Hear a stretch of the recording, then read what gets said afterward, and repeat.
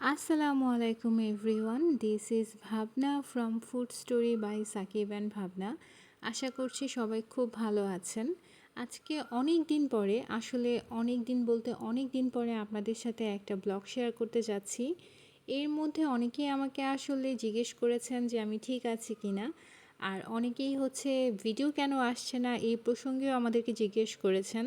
So তাদের জন্য বলবো আমি আলহামদুলিল্লাহ ঠিক আছি, আমার পরিবারও আলহামদুলিল্লাহ ঠিক আছে, কিন্তু একটুখানি ব্যস্ত থাকার কারণে আসলে ব্লগগুলো ওভাবে দেয়া হয়ে ওঠেনি। আশা করছি যে আবার নতুনভাবে আপনাদের সাথে সব কিছু শেয়ার করতে পারবো। আর আজকে আমরা কি কি করলাম, কোথায় কোথায় গেলাম, আর কার বিয়ে ছিল, সব কিছুই কিন্তু ইন ডিটেলসে থাকছে। হোপফুলি আজকের এই ব্লগটি আপনাদের ভালো লাগবে। আর হ্যাঁ, যদি একটুখানি ভালো লাগে তাহলে অবশ্যই আমার পরিবারের সদস্য হয়ে যাবেন। যারা আজকেই আমাকে প্রথম দেখছেন তারা প্লিজ চ্যানেলটা সাবস্ক্রাইব করতে কিন্তু ভুলবেন না। আর যারা রেগুলার আমাকে দেখেন, যারা আসলে রেগুলার আমার পরিবারের সদস্য, তাদের জন্য তো অনেক ভালোবাসা, অনেক দোয়া রয়েছেই। সো আমাদের জার্নিটা কিন্তু আমরা এখানে স্টার্ট করে দিয়েছি। আমরা আজকে যাচ্ছি হচ্ছে ফেনীতে। হ্যাঁ, আপনারা ঠিক শুনেছেন, আমরা আসলে ফেনীতে যাচ্ছি এবং আমাদের যে ডেস্টিনেশন সেটা হচ্ছে ফেনীর মহিপালে। আর আমরা আসলে কার বিয়েতে যাচ্ছি সেটাও একটু পরেই শেয়ার করছি। আমরা যেহেতু স্টার্ট করেছি জার্নিটা সেটা কুমিল্লা থেকে। সো কুমিল্লা থেকে আমি যে ব্যস্ত সড়কটা আপনাদেরকে দেখিয়েছি সেটা কিন্তু কুমিল্লার টমসম ব্রিজ যে সড়কটা আছে এটা, এই সড়কটায় কিন্তু চারটা রাস্তা থাকে, অর্থাৎ একটা শহরের দিকে, একটা শহর থেকে বের হওয়ার দিকে, একটা হচ্ছে কোটবাড়ির দিকে, আরেকটা হচ্ছে অলমোস্ট 1.5 আওয়ার লেগেছে আমাদের আজকে ফেনীতে আসতে। সো আমরা কিন্তু আমাদের যে ডেস্টিনেশন সেখানে চলে এসেছি এবং এখানে ওয়েট করছি আমাদের সাথে যারা আরও রয়েছেন, অর্থাৎ আরও 2-3টা গাড়ি রয়েছে, সেগুলো চলে আসার জন্য। তারপর হচ্ছে আমরা ভেন্যুতে প্রবেশ করব। এখন আপনারা যে জায়গাটা দেখতে পাচ্ছেন সেটা হচ্ছে ফেনীর মহিপাল। আর আমরা যে ভেন্যুতে এসেছি সেটা হচ্ছে বেস্ট ইন কনভেনশন হল। এদের কিন্তু একটা রেস্টুরেন্টও রয়েছে, আমি সেটাও আপনাদের সাথে একটু করে দেখিয়ে দিব। আর এই তো আমাদের সাথে যারা যারা ছিল সবাই এখানে চলে এসেছে। সো আমরা কিন্তু ভেন্যুতে প্রবেশ করছি। আজকে আমরা যার বিয়ে অ্যাটেন্ড করতে ফেনী এসেছি সেটা আর কেউই নয়, আমার কাজিনের বিয়ে ছিল আজকে। সো ভিডিওটা কিন্তু ঈদের পরপরই হচ্ছে শ্যুট করা হয়েছিল, অর্থাৎ বিয়ের প্রোগ্রামটা ঈদের পরপরই ছিল। আমি একটু লেটলি আপলোড দিচ্ছি। আর এইখানে যে সুন্দর দুটা পিচিকে দেখতে পাচ্ছেন এরাও আমার কাজিন। আমরা যখন ভেন্যুতে পৌঁছেছি তখনও বরকনে আসলে আসে নাই, তারা আসলে ফটোশ্যুটের জন্য আউটডোর শ্যুট করছিল। সো এখানে আমরা একটুখানি ছবি তুলে নিয়েছি, সব কিছু একটুখানি শ্যুট করে নিয়েছি। আমরা আজকে যেখানে এসেছি এটা কিন্তু ফেনীর মহিপালে অবস্থিত এবং এটা কিন্তু ফেনীতে খুব রিনোন্ড। সো আপনারা যারা ফেনীতে আছেন এখনও এখানে আসেনি তারা চাইলে একটুখানি ভিজিট করে আসতে পারেন। আর এই কনভেনশন হলটাও কিন্তু যথেষ্ট বড় ছিল, আমি এখানে আপনাদের সাথে একটুখানি ডিটেলসে শেয়ার করে দিচ্ছি। আর আমরা যখন চলে এসেছিলাম তখন বরকনে আউটডোর শ্যুটে ব্যস্ত ছিল। সো আমরা ভাবলাম আমরাই কিছু ছবি তুলে নিই। এখানে হচ্ছে আমরা পরিবার সহ কিছু ছবি তুলে নিয়েছিলাম, আর আমি একটুখানি আপনাদেরকে দেখানোর জন্য কিছু ক্লিপস নিয়ে নিয়েছি। হোপফুলি আপনারা বুঝতেই পারবেন যে এটা আসলে কতটা বড় এবং কত মানুষের আসলে এখানে অ্যারেঞ্জ করা পসিবল। এটা কিন্তু ভিতরে খুবই সুন্দর ছিল, খুবই মিনিমাল একটা ডিজাইন থাকলেও দেখতে কিন্তু খুবই ভালো ছিল। এক সাইডে বসার জন্য জায়গা ছিল এবং অপর পাশেই হচ্ছে খাওয়া দাওয়ার অ্যারেঞ্জমেন্ট করা হয়েছিল।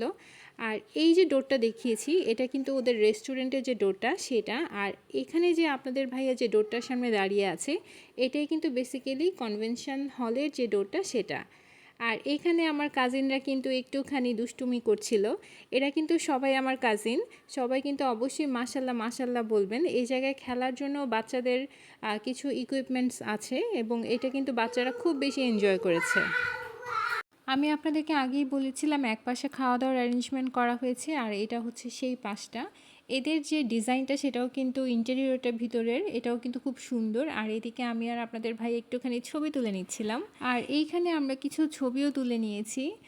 এদিকে আমার কাজিন যখন চলে এসেছে তখন হচ্ছে বর কনের সাথেও ছবি তোলা হচ্ছিল, আর এরাই হচ্ছে আজকের শো স্টপার বলা যায়, বর এবং কনে অর্থাৎ ভাইয়া এবং ভাবি।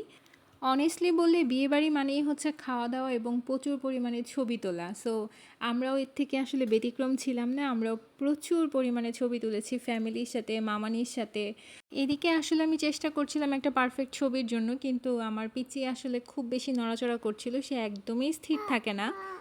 অ্যান্ড বিয়েবাড়িতে অনেক মানুষ দেখে সে খুব বেশি আনকমফোর্টেবল ফিল করছিল, তাই আপনাদের ভাইয়া হচ্ছে ওকে একটুখানি নর্মাল করার চেষ্টা করছে, একটুখানি এন্টারটেন করছিল। আর এইটা হচ্ছে ভিতরের যে ইন্টেরিয়রটা, সেটা ডিজাইনটাও আমি আপনাদেরকে একটুখানি দেখিয়ে দিলাম। আর এখন হচ্ছে মেইন পার্ট, খাওয়া দাওয়ার পালা। টু বি ভেরি অনেস্ট, খাওয়া দাওয়া নিয়ে কোনো প্রকার কোনো কমপ্লেন কিন্তু করার কোনো চান্স তারা দেয়নি। খাওয়া দাওয়াগুলো আসলে খুব খুব খুব বেশি মজা ছিল। আর এইখানে আপনারা দুইটা আস্ত রোস্ট দেখতে পাচ্ছেন, এগুলো হচ্ছে একটা আপনাদের ভাইয়ার জন্য আর একটা আমার ছোটো বোনের হাজব্যান্ডের জন্য। তারা প্রথমবার হচ্ছে আমার খালামণির কোনো ফাংশানে এসেছে, সেই জন্য নতুন জামাই হিসেবে তারা কিন্তু এই দুটো রোস্ট পেয়েছে। এক এক জায়গার ট্রেডিশন আসলে এক এক রকম, সো আমি জানি না এরকম অন্য কোথাও আসলে করে কি না। তো এই তো এখানে কিন্তু অনেক ধরনের আইটেম ছিল, এখানে বিফ ছিল, এখানে খাসি ছিল, এছাড়া ছিল রূপচাঁদা মাছ, রোস্ট, সালাদ ছিল, টমেটো চাটনি ছিল, আর সবচেয়ে বেশি যে জিনিসটা আমার কাছে মজা লেগেছে সেটা হচ্ছে এখানকার পায়েস। ডেজার্টের আইটেমে এখানে কিন্তু পায়েস করা হয়েছিল, অ্যান্ড পায়েসটা কিন্তু অনেস্টলি অনেক অনেক অনেক অনেক অনেক বেশি মজা ছিল, অ্যান্ড আমি অনেকগুলো খেয়েছি। এইখানে আরও কিছু ছবি হচ্ছে আমরা বরকনের সাথে তুলে নিয়েছিলাম। আর এদিকে আপনাদের ভাইয়া একটুখানি ক্লিপস নিয়েছে আমার সাথে। অলমোস্ট আমাদের প্রোগ্রামটা কিন্তু এখানেই কমপ্লিট হয়ে গিয়েছে, আমরা আবার ফিরতি ব্যাক করছিলাম কুমিল্লার উদ্দেশ্যে। আর এই যে রাস্তাটা আপনারা দেখতে পাচ্ছেন, এটা হচ্ছে 14 গ্রামের সাইডের রাস্তা।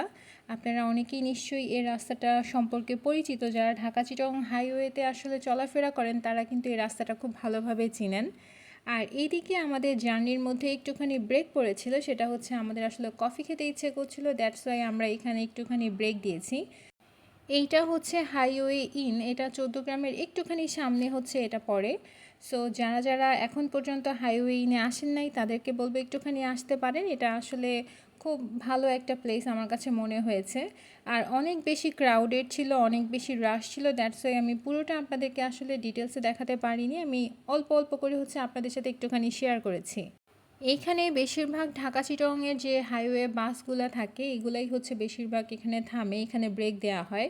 এছাড়াও এই রেস্টুরেন্টটা কিন্তু অনেক বেশি সুন্দর ছিল, সামনে অনেকগুলো বাগান বিলাস ফুল ছিল। যেহেতু আমি পুরোটা আসলে ক্যাপচার করতে পারিনি তাই মুখেই বললাম। অ্যান্ড এই তো আমাদের ক্যাপেচিনো কিন্তু রেডি হয়ে গিয়েছে, অ্যান্ড এটা সার্ভও করে দেওয়া হয়েছে। এখানে আপনারা হোয়াইট সুগার কিংবা ব্রাউন সুগার দুটার যে কোনো একটা দিয়ে হচ্ছে এটা ট্রাই করতে পারেন, আপনাদের প্রেফারেন্স অনুযায়ী আপনারা চিনির পরিমাণটা এখানে অ্যাড করে নেবেন। ক্যাপেচিনোটা অনেস্টলি ভালোই ছিল। ওয়েল, আজকের এই ওয়েডিং ব্লগটা, আজকের এই জার্নিটা, আজকের এই আউটিংটা আপনাদের কাছে কেমন লেগেছে অবশ্যই আমাকে কমেন্ট সেকশনে কিন্তু জানাবেন।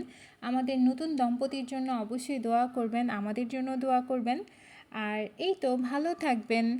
যারা এখন পর্যন্ত আমার চ্যানেলটা সাবস্ক্রাইব করেনি তাদেরকে বলবো এই ধরনের আরও বেশি বেশি ব্লগ পেতে, বেশি বেশি রান্নার ভিডিওস পেতে অবশ্যই আমার চ্যানেলটা কিন্তু সাবস্ক্রাইব করে রাখবেন। আর যারা আজকে আমাকে প্রথম দেখছেন তাদেরকে বলবো একটুখানি চ্যানেলটা ঘুরে আসবেন, হোপফুলি আপনাদের ভালো লাগবে। সো আজকে এই পর্যন্তই, আল্লাহ হাফেজ।